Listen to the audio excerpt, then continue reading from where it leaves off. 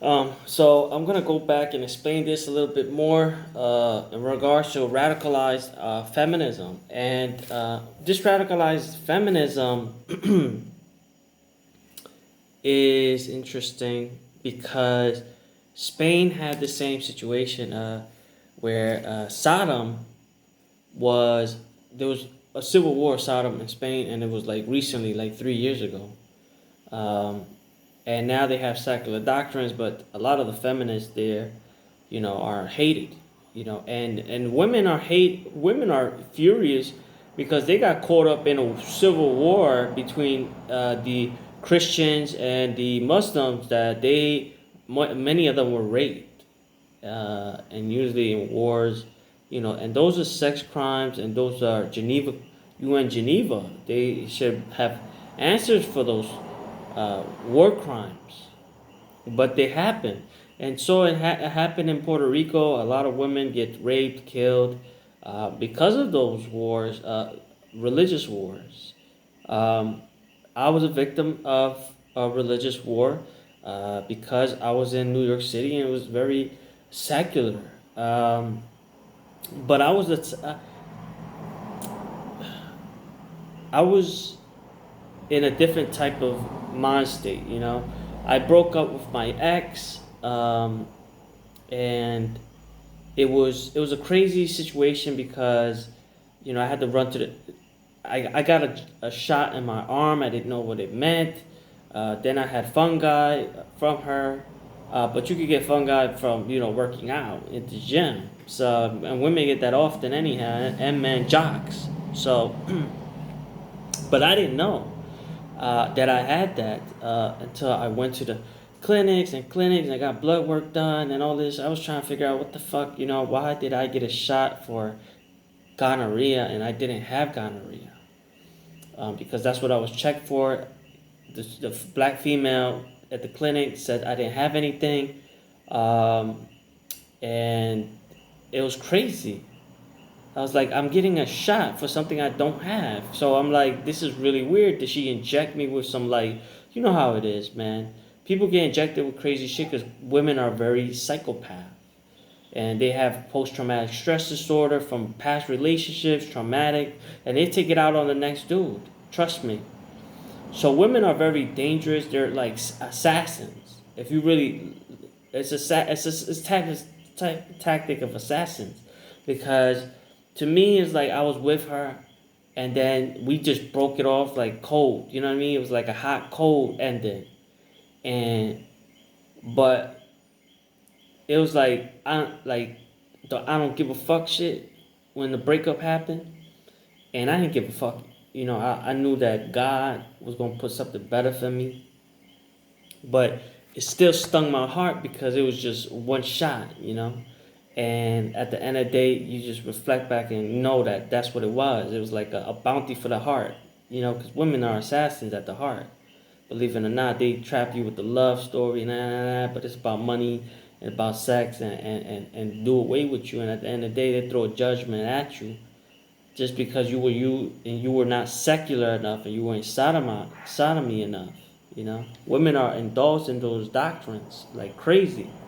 Women are really into those crazy doctrines of ancestral sex, and they don't give a fuck. You see them on Instagram posting pictures, butt naked. A lot of them, and they don't give a fuck. They walk around butt naked in front of their parents, sisters, and shake their ass in front of their mother. You see it. That's abomination at that level.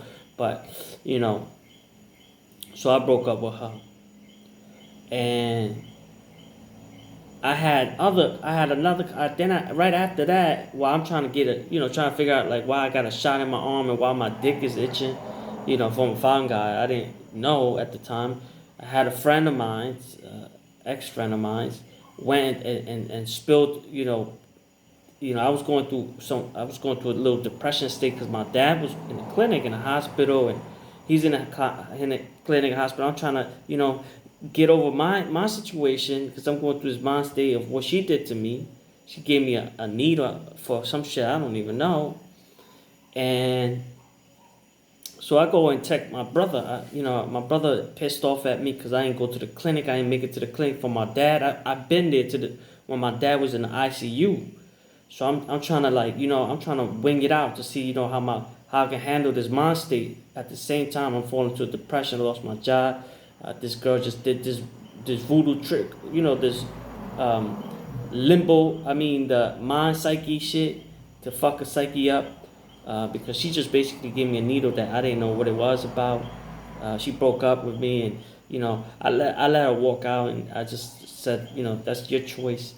And then then my friend, my ex friend from 100, whatever we grew up at East Harlem, he go and tell my I'm going through my little thing and shit, and he go and tell my frat brother, like, oh, he got a fever blitz and all this shit. He grabs his cock, he grabs his crock, just like the Italians do.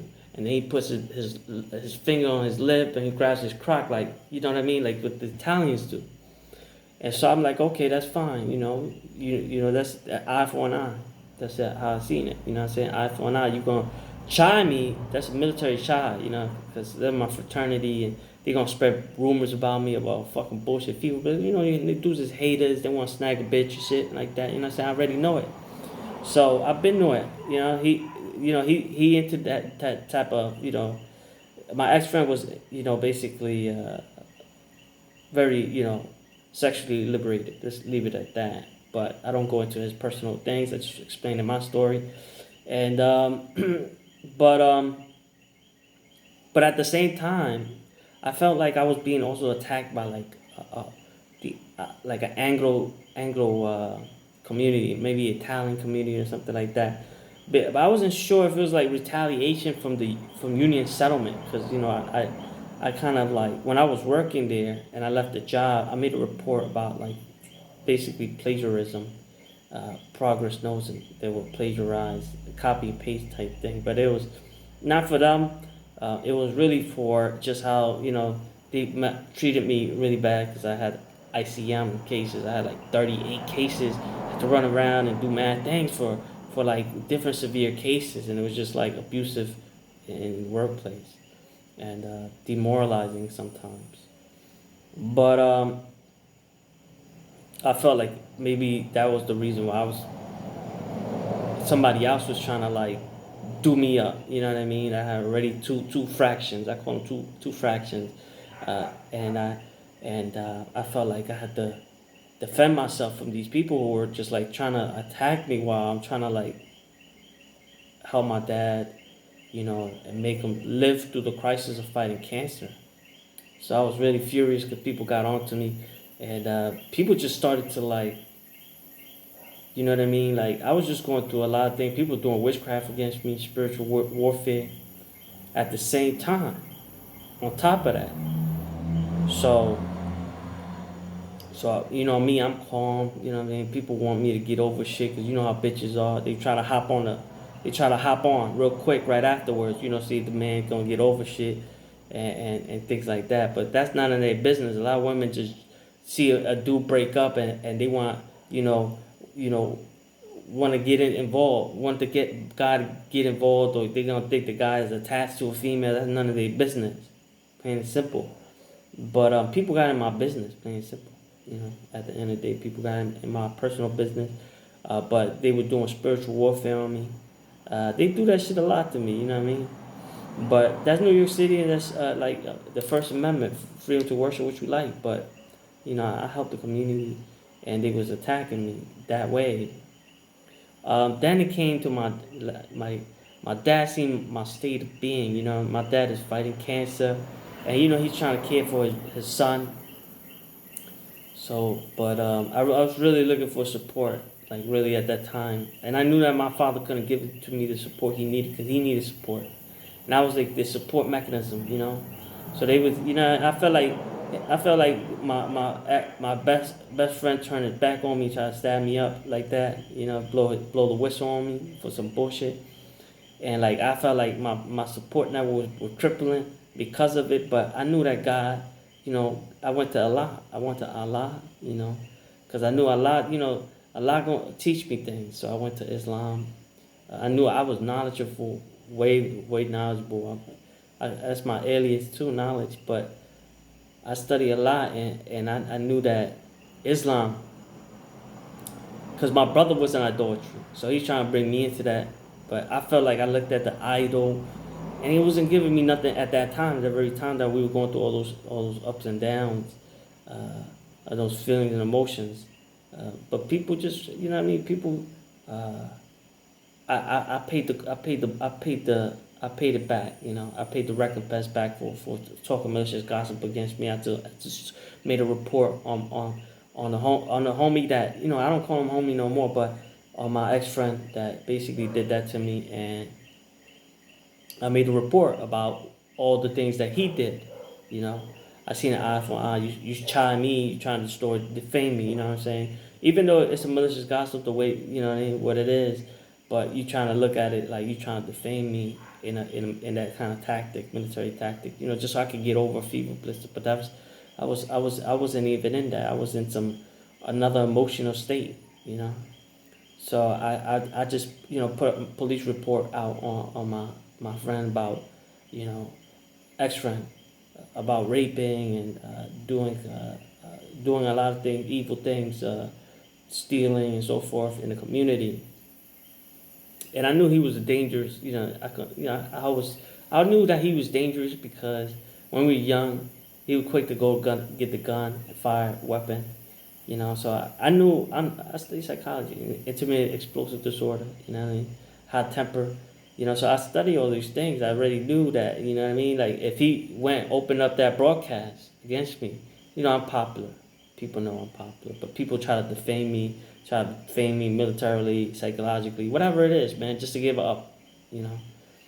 And people want to have at it with me, you know, fist fight and all that shit, because it's just to get them their rancor from their heart. It really is a self-esteem problem, and a problem of emotional distress. It's not me. It's them themselves. They got to look at themselves and start analyzing themselves the way I do. Whenever I have a problem, I go sit down and analyze my disability. So I left it like that, and you know. But my friend didn't see it like that. He sucker punched me, and you know, after the incident, I had to defend myself. I already knew that, you know, he was gonna be explosive disorder. I knew he was violent, you know, so I knew he was gonna pay the cost for that shit back and try to, you know, get at me. And I kind of told everybody. I told everybody on Facebook. You know, I told everybody like, yo, you know, this thing happened. You know, people don't give a fuck. So he just sucker punched me, and I was like, all right. So I went and used knives on him to defend myself afterwards. But you know how New York City is. They really like, they let you attack you and shit like that. And then I defended myself and went to court, but he never showed up. And you know, there was no the judge. She just literally like laughed it off and didn't give a fuck about it. And she didn't put him on probation or give him reprimands or anything like that. Like there was nothing. There was just an order of protection. That was it.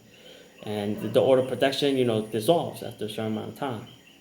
Yeah, statute of limitation. So I was like, what the fuck? You know, this is a lethal weapon. I know it was a lethal weapon. He used to fight all the time, violent history and so forth. But, you know, I grew up with him. And I grew up with his brother. Brother used to, you know, hang out with another individual who used to basically knock out Mexicans for money. And, you know, I didn't know what they were going through, all of that stuff. I knew that his brother was you know, addict uh, for heroin.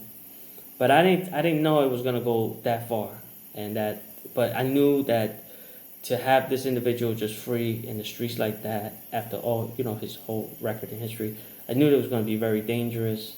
But I wanted to protect my family, and so I had Phi Iota Alpha, but you know, Phi Iota Alpha is an organization, and they're not really. Some of them are military, but not all of them. You know, the National Guards or whatever, state police, etc. You know, they intellectual basically. But Islam was spiritual. I was being attacked by spiritual warfare. So Islam helped me out a lot. Uh, I wanted more from Islam, more, but you know, I couldn't really communicate with them like that, tell them, you know, all these things that was going on, because there was a lot of spiritual warfare against me. And so I left, and then I got my friend my family protected. But one big lesson I learned from all of this, from the breakup and then the situations after that, is like how women really like the abandonment of women. You could work hard and you could, you know what I mean, you could do a lot of things for them, and then like they could just turn on you and backstab you, you know. And I felt like that support network was that strong with my mother and my sister, but it was because they seen it as bullshit.